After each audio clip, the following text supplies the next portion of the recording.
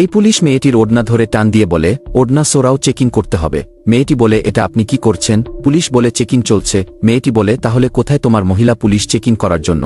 সে বলে, মহিলা পুলিশ নেই বলেই তো আমি চেকিং করছি, আর মহিলাকে চেকিং করার মজাই আলাদা। মেয়েটি বলে, লজ্জা করে না তোমার এমন কথা বলতে? সে বলে, চুপচাপ চেকিং করাও, না হলে বাইরে যাও। এই মেয়েটি বলে, চেকিং করতে দিন, দেরি হয়ে যাচ্ছে।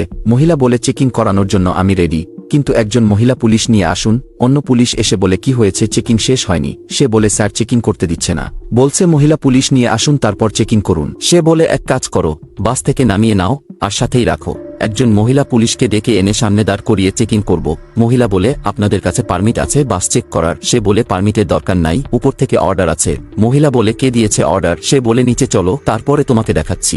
এই বলে হাত চেপে ধরে, তখন মেয়েটি পুলিশকে থাপ্পড় মেরে দেয়। এরপরে যা হলো তা দেখার আগে ভিডিওটি লাইক করে দাও, চ্যানেলটি সাবস্ক্রাইব করে দাও। আসলে মেয়েটি একজন এসআই অফিসার।